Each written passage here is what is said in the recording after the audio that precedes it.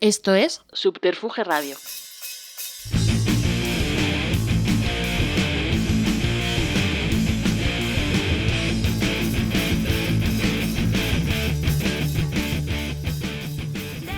Bienvenidos y bienvenidas a Simpatía por la Industria Musical, el podcast donde apenas suena música, pero es de música de todo lo que se habla, emitiendo desde el estudio Alfonso Santisteban de la calle Almirante en Subterfuge Radio.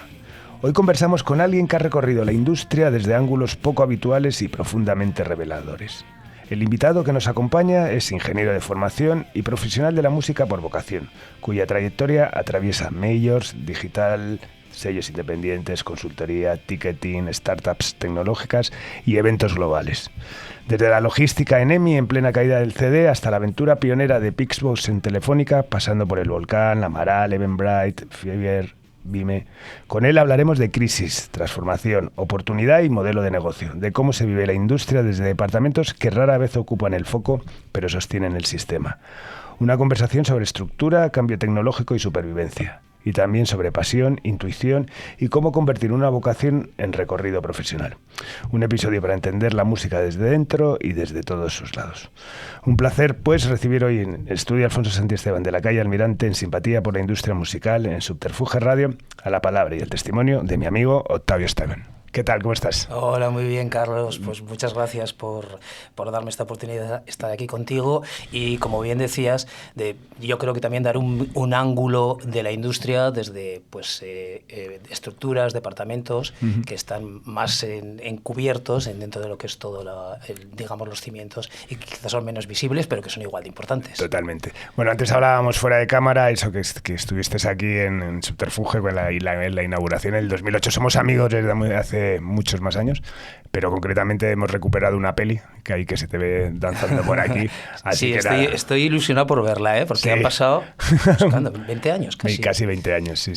Sí, fue el día de la inauguración, bueno, fue una juerga y bueno, hay muchos amigos además ahí en esa película. Bueno, vamos a hacer un poco, ya sabes que esto se trata de hacer un poco una recapitulación vital de los invitados. Así, empezamos. Empiezas como ingeniero industrial y terminas en la industria musical. ¿Cómo se produce ese giro? Pues se produce en un momento para mí mágico, porque yo he sido siempre un aficionado por la música, siempre desde el punto de vista de la pasión. En aquel momento, desde que soy niño, sin ningún referente familiar que estuviera interesado por la música, en un pequeño pueblo de Aragón, de 1000 habitantes, sin ninguna referencia, pero pues tenía esa intuición. Yo no tenía ese hermano mayor, ni ese primo, ni ese tío que le gustara, y yo siempre apasionado, pues en aquellos momentos, estoy hablando de hace muchos años, pues a través de la televisión, la radio, como mucha pasión. Era buen estudiante también y yo me dedico a estudiar, hago ingeniería, vengo también de un entorno socialmente modesto, mis padres eran panaderos, ellos hacen un gran esfuerzo, es toda esa generación posguerrista que no habían tenido oportunidades ni de estudios ni de formación y que están empeñados en que sus hijos consigan un estatus social y también de vida de que ellos no han podido conseguir. Y entonces yo sí que me centro, hago ingeniería, me gustaba mucho también la parte técnica y una vez que acabo ingeniería pues empiezo a trabajar. Ya en la escuela de ingenieros también pues tengo mis pinitos como aficionado con mis pequeñas bandas, pero todo muy al margen de lo que luego ha sido la industria. Yo desde Zaragoza nunca he tenido una relación profesional con todos los sellos y todo el movimiento que luego ha podido haber en Zaragoza. Mucha gente me habla de, bueno, y tú veías con Bunbury, veías con Amaral. No, yo estaba completamente al margen. Y en esta parte de ingeniería, que yo empiezo a trabajar haciendo logística, pues llega un momento, de hecho me voy a Francia, todo muy orientado hacia la parte técnica. Pues surge en un momento un puesto de trabajo, una búsqueda, en el que están buscando un director de logística para una gran mayor, como era EMI Music, hoy desaparecida. Y yo tengo la oportunidad de acceder a ese proceso, con lo cual para mí llegas como ingeniero. Llego como ingeniero para hacer la dirección de logística, que ahora hablamos un poco como, para mí esto es una parte también como oscura desde fuera, y tiene que ser así, no tiene por qué verse, pero está muy en el centro del negocio, como se relaciona con todo el resto de actividades. Entonces, para mí ese momento es ese momento de match mágico de cómo mi pasión, que es la música, y yo había tirado más por la parte técnica de la ingeniería y la logística, pues de repente se unen. Entonces yo estoy entrevistándome en aquel momento con los directivos de EMI en un sitio donde hay discos de oro de David Bowie, donde estamos hablando de Bunbury, al que yo no conocía, pero por mi referencia con Zaragoza, y en ese momento para mí, viniendo de esa parte más técnica, pues se produce un gran match. Y luego a partir de ahí, pues claro, empiezo a relacionarme con todo lo que es el entorno, como por ejemplo contigo y con otra gente del entorno de la música. Bueno, ¿y qué significa realmente la logística en una major en plena crisis del CD? Pues en el momento que yo entro, que es en enero del 2000, ni siquiera se empieza a percibir todavía la crisis. Es el momento más álgido, es el momento en que bandas como Ella Baila Sola, como Jarabe de Palo, vendían millones de discos. Sí. Y donde la logística es el centro económico de todo el negocio. O sea, nosotros en EMI en aquel momento teníamos un almacén de distribución propia, que estaba justo detrás de las oficinas, o sea, también estabas integrado en todo lo que es la parte del negocio, donde había más de 6.000 referencias y millones de discos, y donde había momentos en que salían esos grandes lanzamientos que se hacían en aquel momento, pues cientos de miles de discos con todos los viernes, que entonces los lanzamientos se hacían los viernes. Y eso va muy asociado, es la parte fundamental, los discos que salen son los discos que se facturan, con lo cual si estamos hablando de industria y de negocio, al final está asociado directamente con lo que es la generación de dinero y de riqueza de lo que forma parte de un negocio y de una industria. Pero además va muy asociado con todo el corazón, desde la parte original y quizá la parte más bonita del negocio, que es la parte artística, en donde, claro, toda la parte logística, que no consta solo de la distribución, sino también de la fabricación, tiene que ver con todos los planes de lanzamientos, con todas las novedades. Cuando el director artístico va a sacar un disco de alguien y necesita presentar sus partes de producción, en qué fecha lo quiero sacar, cómo lo tengo que fabricar, tiene que estar a tiempo, cuántos discos vamos a hacer, cómo eso también se une con toda la parte financiera, que es importantísimo, porque al final el cumplimiento de los presupuestos basaba por todos el presupuesto que se había organizado con la venta de cada disco. Claro. De hecho, la propia factura a las tiendas se produce en el momento que los discos salen del almacén, unido también con toda la parte de marketing, es decir, hay momentos que hay campañas sobre determinado disco o sobre las series medias de todo el fondo de catálogo, que en empresas como EMI eran muy importantes porque claro, tienen un catálogo brutal. Pues hablábamos de los Beatles, hablábamos de David Bowie hace un momento, de Queen, de grandísimos activos de la industria. Todo eso va asociado. Entonces, este entorno de la logística, siendo muy técnico, en realidad está en continua relación con todos los departamentos. El de royalties, el financiero, el artístico. Claro, eso te dio una visión global comercial del negocio. Efectivamente, ¿no? Eso es lo que hace es que, más allá de ver una única parcela, pues desde el mundo artístico, con todo lo importante que es, de fichaje de nuevos artistas, de ver cómo eso puedes desarrollarlo, todo lo que es la producción, etcétera, aquí estás viendo cómo eso influye con los royalties, cómo eso influye con la serie media, cómo eso influye con comercial, como comercial en esos momentos, toda esa parte importantísimo. Que ahora con el mundo digital se ha transformado, pero viene a ser también en el fondo lo mismo, como esa relación con los puntos de venta es también importante a la hora de hacer un desarrollo de un artista y de un disco, ¿no? Y todo eso, hay un punto intermedio que confluye con todos, que es la parte logística. Totalmente. ¿Y cómo vives el momento, bueno, pues de repente la eclosión de la piratería, la desaparición de prácticamente el formato, que fue, la verdad, fue rapidísimo, ¿no? ¿Cómo recuerdas? Fue muy rápido y además confluyen varios factores al mismo tiempo. Como yo creo que casi todo, las cosas no tienen solo una única causa, tiene muchas. Hay un momento que hay un cambio de formato que empieza a existir la digitalización. Hay otro momento también en que llega la piratería, que quizás es el más fuerte, porque ya no solo por la parte de lo injusto que es que alguien esté vendiendo un producto del que realmente no tiene derechos y alguien ha invertido en él, sino también que eso devalúa el concepto del disco, tal y como entonces se entendía. El disco era un objeto de regalo y que alguien te regalara un CD era algo muy bonito, y en ese momento los CDs es algo que están por el suelo y que no cuestan nada. O sea, no cuestan nada como valor económico. Claro, y eso hace que se perciba su valor real de una forma diferente. Ya nadie regala un disco porque era un disco algo que no valía nada.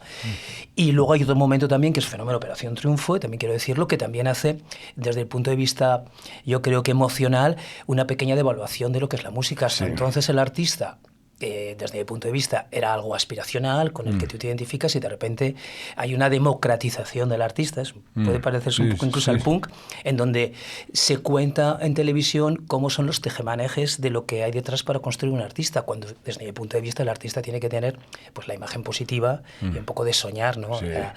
Michael Jordan, o sea, Nike no es solo la zapatilla, es Michael Jordan encestando, no es solo un zapato que yo me pongo en el pie, es algo más allá, y yo creo que la parte de la música tiene toda esa parte. Y eso genera dentro de EMI. Luego también coincide con EMI que en ese momento, ya desde el momento que yo entro, EMI está en un momento de reestructuración, está en un proceso de venta, esto a gran nivel. Y se empiezan a externalizar. No solo que se empiezan a externalizar, sino que entra Alan Levy como presidente mundial de EMI con el objetivo, por todos los inversores que hay, de fusionar. En aquel momento recuerda que había 5 grandes majors que poco a poco se van fusionando, y hay un tema pues muy de mercado y de negocio que, por las razones financieras que yo ya no alcanzo a entender, lo necesario era fusionarse para poder tener más poder. Y durante todo ese tiempo siempre están los rumores de fusión con Warner, fusión con otro, todo iba para abajo. Entonces, toda esa parte financiera detrás genera mucho ruido dentro de lo que es todo el trabajo. Entonces, todo eso en conjunto hace que haya muchísimos movimientos. Lo primero, una de las primeras cosas que se hace es externalizar la logística. Cuando era un proceso que estaba muy bien controlado, está mal que yo lo diga siendo yo el director, pero está muy bien controlado, de hecho teníamos súper buena relación con todos los centros de distribución, tanto de FNAC, Corte Inglés, todos los supermercados que vendían muchísimos discos. Claro, yo distribuía discos a todos. Yo luego iba recorriendo España e iba conociendo, Elda, aquí está el Carrefour, bueno, el campo de Elda, al que yo le envío los discos, ¿no? Era muy divertido. Y todo eso empieza a no sostenerse y se decide también externalizar la logística. Y hay un proceso también ahí muy importante que yo en ese momento tengo que liderar, que es todo el proceso de externalización. Porque, como te decía, esto no es solamente tener un producto en almacén y hacer empaquetar pedidos y enviarlos.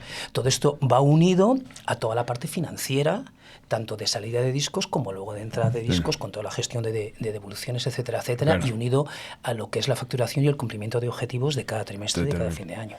¿Y cuál es tu percepción al respecto? ¿Tú crees que la industria fue demasiado lenta en reaccionar ante la eclosión digital? La industria fue absolutamente... O sea, se negó a admitirlo de alguna manera. O sea, no es que fuera lenta, es que en ese momento se venía de una bonanza increíble en donde... era relativamente fácil el generar artistas y vender muchos discos, y de repente eso se va de la noche a la mañana y no hay herramientas como para gestionarlo de otra manera, y de hecho costó muchos años volverlo a gestionar de otra forma, ya no solo por la parte digital, sobre todo por la parte de cómo yo estoy posicionando mi producto dentro del mercado. Que entonces todavía eran discos. La eclosión de las distribuciones digitales viene un poquito posterior. Yo entro en el 2000, el 2001 es cuando empezó toda la crisis, y es en el 2005 cuando ya empezamos a gestionar distribución digital. En aquel momento, sobre todo con Apple, con iTunes, todavía no existe en Spotify, todavía no existe el streaming como tal. Empezamos a oír hablar del streaming, y son conceptos que la industria se niega a aceptar. Se niega a aceptar porque se había vivido una época de muchísima bonanza tal y como estaba construido, y de repente también hay que ser compasivo en el buen sentido de la palabra, porque no había experiencia, nadie lo había hecho antes. Claro. Entonces no se sabía cómo hacerlo. Cada vez que hay un nuevo formato tienes que aprender a convivir con él y cuáles son las nuevas reglas que el mercado te va a marcar. Claro. Y no llegar el primero, ¿no? Al final es lo que dicen, no hay que llegar el primero a la oportunidad del negocio, sino llegar en el momento, ¿no? En el momento, esa es la clave. Y tú llegas a Pixbox, que es una iniciativa de Telefónica, pre-Spotify, ¿no? ¿Fue una oportunidad perdida? ¿Crees que podía haberse afianzado? Yo creo que sí. Yo en ese momento, que ya empezábamos a percibir el potencial de la distribución digital, y en una empresa como Telefónica, con todo el poder que tiene y la distribución y el impacto también en América Latina, yo creo que podría haberse permitido el apostar por ella y mantenerlo durante un cierto tiempo hasta que la cosa fuera madurando. Entonces, de hecho, tienes que pensar que en esos momentos no existen los smartphones tal y como hoy los conocemos. El streaming no se podía realizar técnicamente porque los ADSLs no tenían la capacidad de hoy en día. Entonces, por ejemplo, todo ese proyecto de Pixbox, que se produce sobre una tarifa plana, pero sobre descargas. Es decir, yo pago una tarifa plana, con lo cual puedo descargar tanto en mi ordenador como en el móvil. También empezamos a hacerlo en multidispositivo, lo que yo quiera durante todo ese tiempo. Y ni el mercado está todavía preparado para eso, ni tampoco todo el entorno, toda la distribución con las grandes majors, con las que hay que llegar a acuerdos de la cesión de la utilización de su catálogo. Y es un momento que estaba todo por hacer. Y Telefónica, desde mi punto de vista, se lanzó. Y en lugar de mantenerlo un cierto tiempo e invertir en que eso se estabilizara, pues como eso no funcionó bien directamente desde el principio, fue poco a poco dejándole de dar interés y poco a poco pues fue muriendo. De hecho, era tan ambicioso como no nos dedicábamos solo a hacer distribución de música, hacíamos también se pretendía hacer también de cine y de programas de televisión. Bueno, absolutamente pionero, ¿no? Bueno, ¿tú crees que las majors entendían realmente el nuevo entorno digital o seguían defendiendo el viejo modelo? Y es lo que pasó. Yo, un poco después, también entré en una aventura, se llamó Music for Us, que era una especie de tal, esto tal.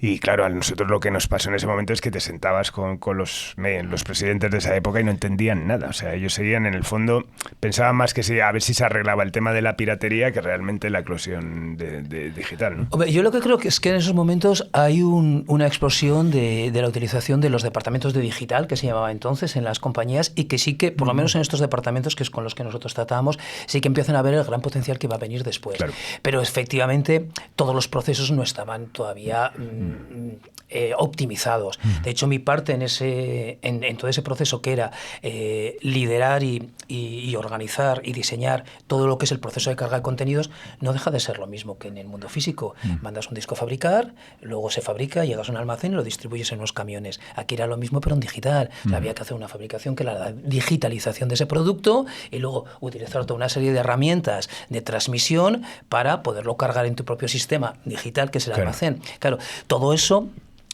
que hoy parece que es muy sencillo y hoy sale un disco en cualquier momento, todo eso generaba unos procesos de carga digitales en un momento que hace 20 años en el que no estaba todo tan desarrollado como ahora. Y, por ejemplo, eso sí que nos generaba muchísimas complicaciones a la hora de tener todo lo que es el contenido en fecha, en hora y correctamente, y muchas veces pues no te llega un determinado disco. Claro, es importante que si sale el disco del artista del momento, tú lo tengas en el momento de la salida, no lo tengas después. Claro. Y luego también, sobre todo por parte de las majors, había como el querer que no se les escapara económicamente, y por eso, por ejemplo, había acuerdos pues bastante duros en cuanto a anticipos, es decir, vale, yo te voy a dejar utilizar mi catálogo, claro, pero te me vas a pagar de antemano este nivel de descargas. Claro, y unas cantidades que pues que en ese momento que la cosa no estaba todavía estandarizada, pues eran importantes. Y precisamente, vuelvo a antes, precisamente una empresa como Telefónica, si hubiera entendido y visto ese interés teniendo de futuro, músculo, claro, era quien hubiera podido hacer ese tipo de inversiones. Bueno, tú te vas a Telefónica y nuestro amigo Javier Liñán, nuestro querido amigo, se decide adentrarse a la aventura independiente con El Volcán, ¿no? Con El Volcán vuelves al corazón creativo del negocio, ¿no? ¿Qué diferencias notaste en ese momento con una major? Hombre, pues absolutamente todas. Primero, por mi posición. Yo en la major estoy como director de logística, y aunque es cierto que por mi pasión yo me empiezo a relacionar con todo el resto de ejecutivos del negocio, como por ejemplo contigo, que nos conocemos creo que una noche en Tony 2, no voy a decir más.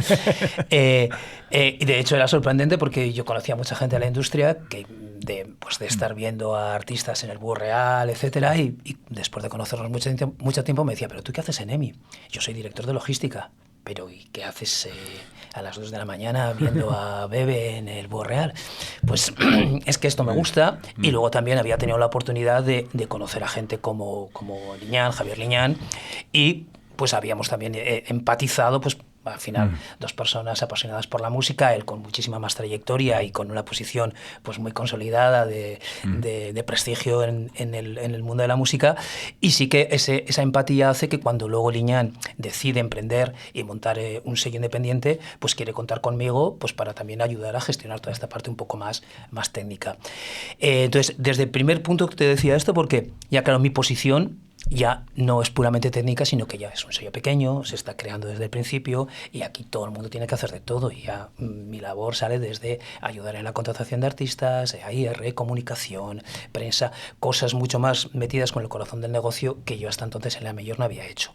Y esto mismo también, la Mayor está muy comportamentado, mi motivación era la logística, era lidiar y negociar con cada uno de los departamentos para que las cosas estuvieran bien y aquí somos 4 o 5 personas que estamos todos tomando decisiones y mojados hasta arriba en todas las partes del negocio. Y entonces para mí también es un momento muy, muy importante porque eso es lo que me abre realmente a todo el resto de actividades dentro de la industria de la música, como AIR, promoción, distribución digital, porque entonces ya empieza a estar ya mucho más, ya empieza a existir Spotify, ya empezamos a colaborar con empresas de distribución, como The Orchard en aquel momento con el que trabajábamos ya, y entonces es completamente distinto, y luego en un entorno pues muchísimo más familiar. Totalmente.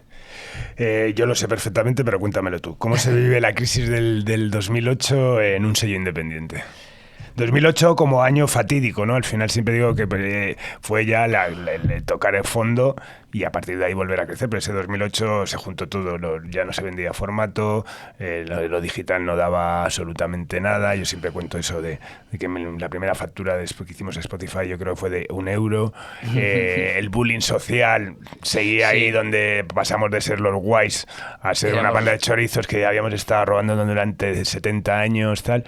¿Cómo lo viviste desde bueno, pues al final es de un sueño que inicia con Javier Liñán y de una compañía independiente? Sí, hombre, pues se vive con un poco de frustración porque nosotros estamos convencidos de que estamos haciéndolo bien, que estamos montando un sello con su propia personalidad, con todo el prestigio de Javier y todo su conocimiento y toda esa intuición que él tiene, y por mucho que peleábamos, pues a nivel económico era muy difícil sostenerlo. Y además, como tú dices también, con toda esa parte de desprestigio social de que a partir de ahora, discográfica, pues nos habéis estado robando porque la música no vale nada. Bueno, sí, la música vale mucho como concepto, ¿no? Como producto, no como el producto físico. Y yo recuerdo estas conversaciones con Liñán cuando las cosas eran duras, qué pena que nos ha pillado ahora mismo en este momento. Veníamos de empezar a superar toda la parte de piratería, pero ahora se unía además una crisis económica como tal, ¿no? Claro. Y sí que pues era un poco triste para nosotros ver que había factores externos que estaban haciendo, además en este caso con un tema de emprendimiento, porque ya había pues un riesgo de montar una empresa y ya no estás dependiendo de la gran mayor, que bueno, se puede disipar todo lo que puede ser los beneficios o las pérdidas, sino que ya era la sostenibilidad del propio negocio. Bueno, en un nuevo salto, y nunca mejor dicho, te vas al lado oscuro, hacia lo salvaje, ¿no? De Amaral, ¿no? Tu paisana te llama, ¿no? Y lográis un número 1 con un proyecto autoproducido que en ese momento pues fue todo bonito, ¿no? ¿Qué claves tuvo ese éxito? Sí, bueno, yo lo primero que quiero decir es que esto funciona, es Manuel Notario sí, entonces en Hook es manager de Amaral, y es Manuel Notario. Yo había coincidido con Eva y con Juan porque ellos estaban fichados en EMI. Pero como mi posición, como digo, dentro de logística era un poco más discreta, pues no habíamos tenido una relación tan cercana. Pero sí que es Manuel Notario que cuando Amaral sale de EMI y decide autoproducirse, y entonces es Manuel Notario el que negocia la distribución con Altafonte, y entonces Altafonte ahora ya no, es muchísimo más complejo toda su estructura, pero ellos como tal no tienen todo lo que es un trabajo de un sello discográfico, de generar todo lo que es la autoproducción. Ellos distribuyen un disco que ya está preparado. Sí. Y entonces cuando se dan cuenta que efectivamente para Amaral grabar un disco no tiene ningún problema, tienen su propio estudio, ellos lo saben hacer perfectamente, ellos son productores, coproducen junto con bueno, no recuerdo ahora quién es el productor, Juan de era el productor. Pero claro, tienen un máster que no saben cómo gestionarlo. Y es entonces cuando a través de Notario me contactan para que yo les pueda ayudar a hacer toda esa gestión. Y entonces a partir de ahí sí que evidentemente ya tengo con Eva y con Juan muchísima relación. ¿Qué es lo que sucede? Pues que desde mi punto de vista, que a nivel de industria, especialmente de majors, no les gustaba mucho la idea de que un gran artista, cuando digo gran artista, no solo por su talento, sino también por el impacto que ellos tienen como como un gran vendedor, pueda funcionar igualmente desde ya no digo desde la independencia, desde la autoproducción. Claro. Y entonces nos es complicado y tenemos que luchar. De hecho, se producen contraprogramaciones en grandes medios para sacar discos muy vendedores en la misma fecha. Todo era intentar impedir que el impacto de Amaral fuera exactamente igual desde la autoproducción. Pero por otro lado es un momento, pues primero, contábamos con lo que es Amaral, tanto su talento artístico como su impacto popular, como ellos mismos, como entienden la carrera y con los que es muy fácil trabajar, ¿no? Y entonces a partir de ahí pues hacemos un trabajo muy, muy cercano y también con muchísimo trabajo de trabajar los puntos de venta, trabajar la comunicación, también toda la parte digital, negociar con iTunes, de cómo podemos hacer para mejorar la presencia del disco, y conseguimos efectivamente ser número uno de salida, algo que para Amaral es lógico y normal, pero que en ese momento, desde su autoproducción con Antártida, que ellos querían seguir Antártida, pues era importante y era un reto. Y para mí sí que fue pues una cosa pues muy satisfactoria. Y de hecho, yo no paso directamente a hacer lo de Amaral, yo lo que paso es a montar pues yo mi oficina como freelance y consultor. Una de las oportunidades que me surge es ayudarles a hacer la autoproducción de Hacia lo Salvaje. Y algún otro proyecto que por ejemplo para mí también fue muy interesante, que fue más a nivel de comunicación, que es gestionar toda la parte de comunicación de Girando por Salas GPS, que era su segunda edición, ahora ya pues está súper consolidado, y que también para mí es muy satisfactorio por todo ese apoyo que estás haciendo todas las bandas que están empezando, y por toda la relación que tenía, no solo con las bandas. Al final este proyecto para mí era interesante porque cubría 3 áreas: el apoyo a artistas emergentes, el apoyo también al circuito de salas, que bueno, hoy en día la industria ha cambiado mucho y las redes sociales es lo que casi que mueve más cómo se mueve un artista, pero en aquellos tiempos especialmente el desarrollo de un artista en las salas generando marca y dándose a conocer era importantísimo. Y luego también el poder ayudar o por lo menos concienciar de la profesionalización, lo importante que es para los artistas ser profesionales, y de que hay que cotizar la seguridad social, y que cuando haces un concierto hay que hacerlo de determinada manera. Sí que siempre la industria ha sido un poco, si no pirata, pero cuando empiezas pues un poco lo que da la mata, y era también importante transmitir todos esos mensajes de esto es un negocio, esto es una industria, y hay que ser profesionales, y hay que ser legales, y hay que hacerlo bien. Y toda esa parte para mí es muy interesante en aquel momento. Totalmente.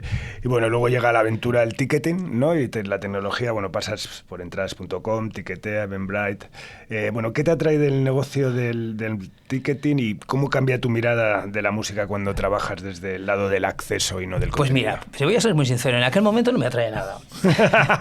Pero en aquel momento, claro, yo estaba como freelance, pues hay que estar peleando día a día, y los que son autónomos y montan negocios, tú eres un gran emprendedor, y bueno, lo tuyo está muchísimo más consolidado, pues todos saben, pues al final la incertidumbre que eso genera, entonces pues surge una oportunidad de entrar en un momento en el ticketing, que es cuando empieza el ticketing a tener mucha presencia. Hasta entonces pues se vendían todavía muchas entradas físicas, el ticketing ya existía Titac Ticket, que luego se convierte en Ticketmaster, etcétera, pero todavía no era como una especie de negocio como muy muy presente como es hoy en día.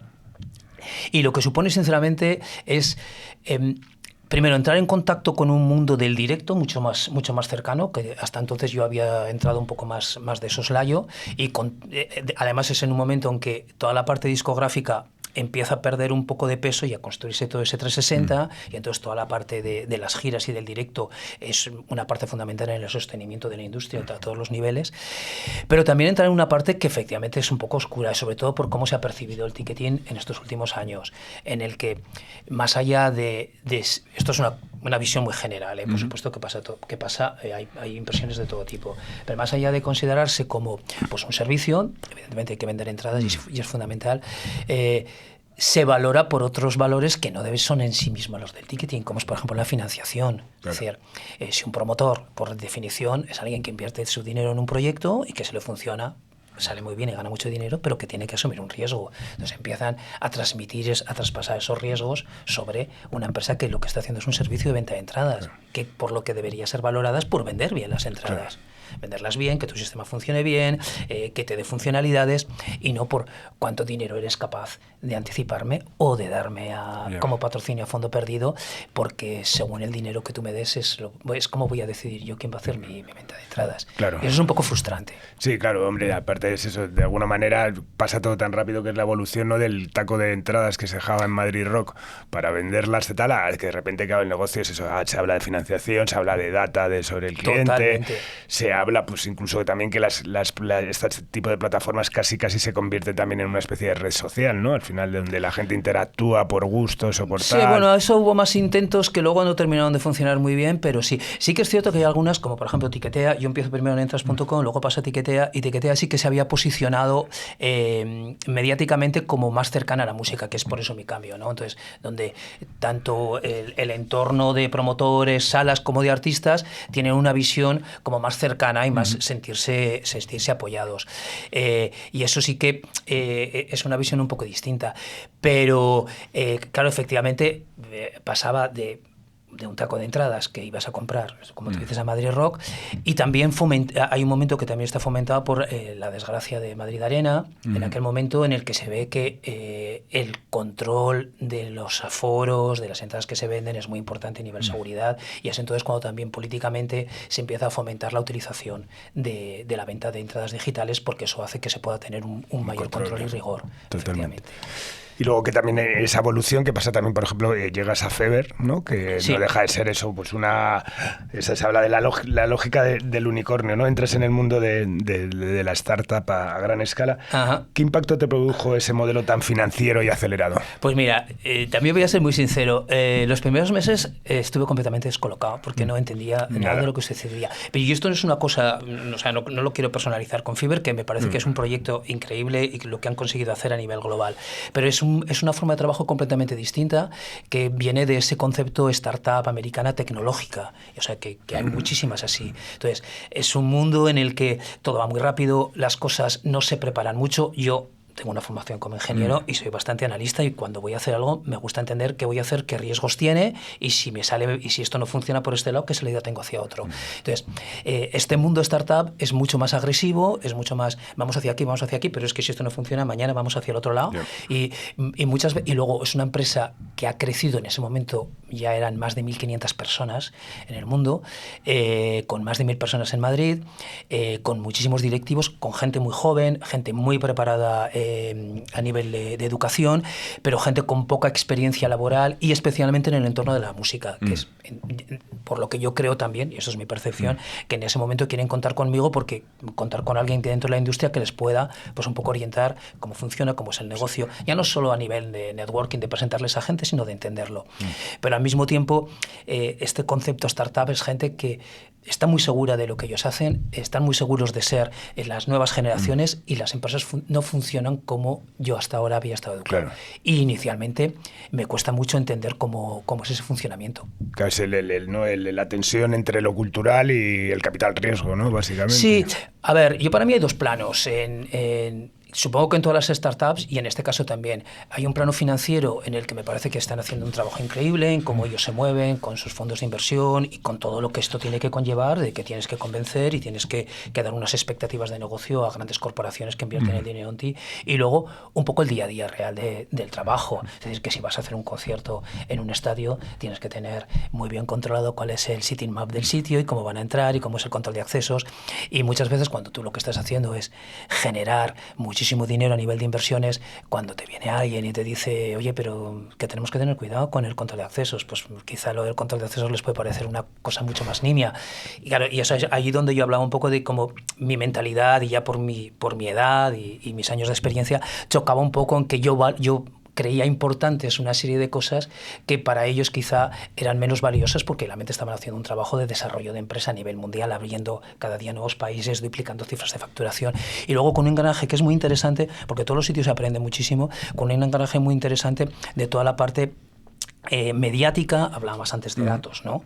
De cómo Fiverr genera toda una estructura con varios compartimentos. Uno de ellos, por ejemplo, el Secret Media Network, que ellos llaman, que es lo que todos conocemos como Madrid Secreto, Barcelona Secreto y más de 100 ciudades por todo el mundo, que lo que generan es su propia red de comunicación sobre ocio, claro, que es lo que está primero alimentando la comunicación de los productos que ellos están comercializando en el marketplace y al mismo tiempo también generándoles información sobre el comportamiento del público en las distintas ciudades. Con lo cual, a mí me parece increíble lo que han conseguido con esto. Tenemos que pensar, por decir algo muy sencillo, que Madrid Secreto, solo su Instagram, tiene más de 1 millón de seguidores. Solo en Instagram. Más luego todo el tema de redes sociales. O sea, cómo eso puede impactar en todas las demás áreas del negocio es una cosa que es brutal. Y ahí también pues entra un poco, de hecho yo recuerdo una conversación contigo en aquella época, un poco esa sensación contradictoria de entender que hoy en día eso es necesario, conocer el comportamiento del público y ver cómo puedes llegar a atacar y a alcanzar el público objetivo que tú estás buscando, o incluso adaptar tu producto a los gustos del público, con un poco pues el espíritu, eso da un poco de miedo, ¿no? Yeah. Como todo el mundo sabe, estamos controladísimos por los datos y la gente sabe hasta qué artistas me gustan, pero sí que es cierto que es el mundo que vivimos y es una parte interesantísima y que en una empresa como Fiverr han desarrollado de una forma increíble.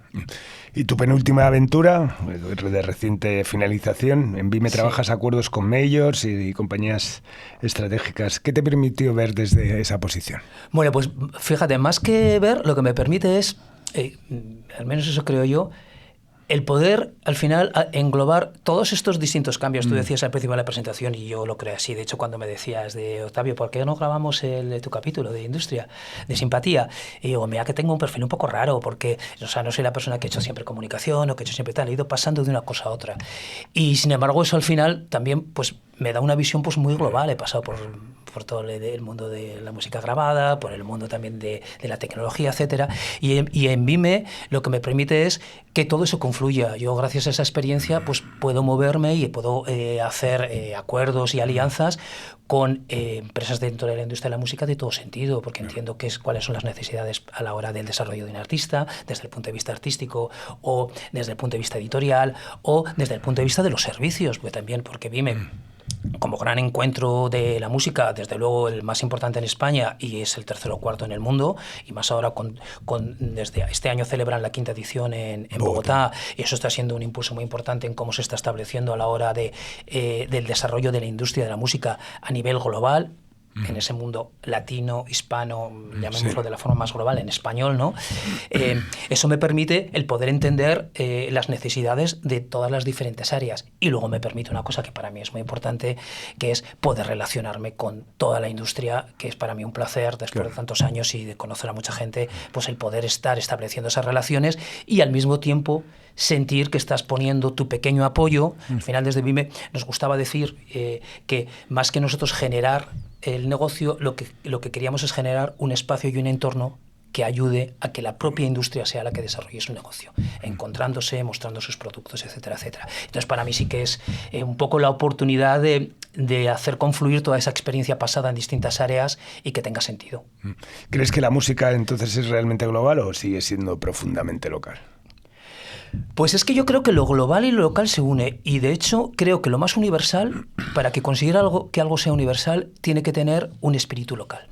Y podemos poner un ejemplo muy obvio, que es Rosalía, un artista español que hiciera una música como la hace un americano, no va a tener ningún interés en el resto del mundo. O sea, si Rosalía tiene interés en el resto del mundo es porque precisamente está dando una visión de algo que es local y que hace una diferenciación con el resto. Entonces, claro, lo complejo es conseguir, como ha hecho este artista, es conseguir hacer confluir las dos cosas. Total. Que mi punto de vista de lo local, que es lo que yo voy a poder hacer bien porque está dentro de mis sentimientos y lo tengo totalmente interiorizado, ¿cómo puedo dar a eso un sentido y una forma que pueda ser entendido por el resto del mundo? Entonces yo creo que lo local y lo universal están completamente unidos. Totalmente. Bueno, vamos a hacer un poco ya para ir terminando una mirada estructural. Has pasado por logística, digital, marketing, ticketing, tecnología, eventos. ¿Qué departamento entiende mejor el negocio? ¿Dónde has sentido que realmente estás? Me ha gustado, me ha parecido muy interesante el aspecto de la logística, ¿no? Porque al final aquí todo el mundo ha hablado más de, pues, habla de comunicación, de marketing, etcétera, ¿no? Pero al final la importancia que en ese momento tenía, que luego lo puedes aplicar también a la logística digital, ¿no? Totalmente es lo mismo. Pues fíjate que yo de cómo yo he visto personalmente, ya no hablo de a nivel global, cómo es que es la realidad, por al menos en aquel momento la logística era la que tenía el sentido global del negocio. Sí, sí, sí.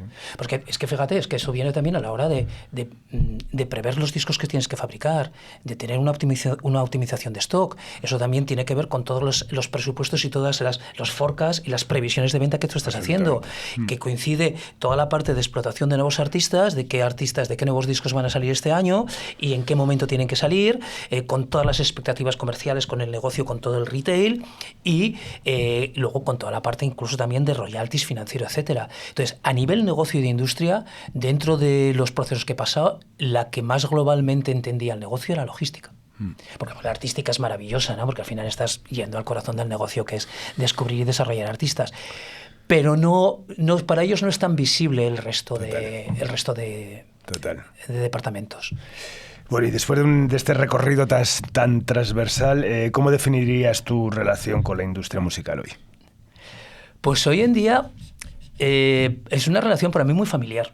O sea, ha pasado a ser, y supongo que yo creo que para todos los de nuestra generación que llevamos este tiempo, ha pasado a ser una forma de vida. O sea, yo no entiendo ahora mismo mi vida sin tener relación, ya no con la música en sí mismo, como oyente y como aficionado, sino como parte del negocio. O sea, ya hay una deformación profesional en el que cualquier cosa que estás escuchando de música, estás viendo detrás qué se está haciendo, cómo se está orientando, qué se puede hacer.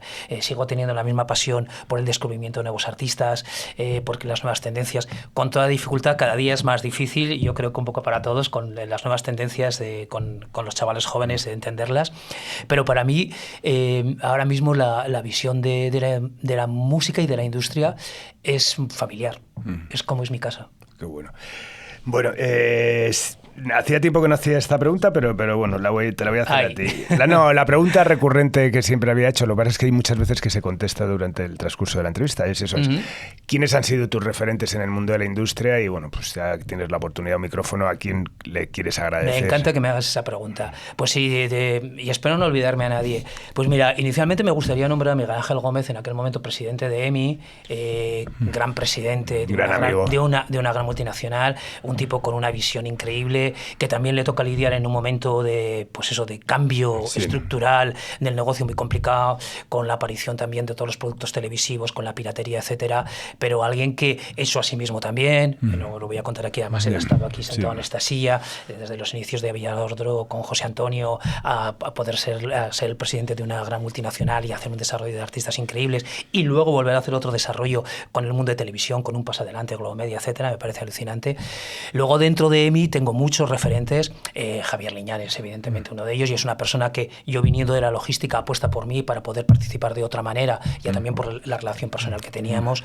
Dentro de EMI también muchas personas como Juan Totello, como Alex Gallardo, hoy en día presidente de Sony Latin, también gente que para mí son un ejemplo de trayectoria y de honestidad y de amor por la música, y fundamentalmente esas personas que son como un poco del inicio, pero que luego he mantenido siempre el contacto después, me parece que han sido fundamentales en el que yo haya podido seguir en este mundo.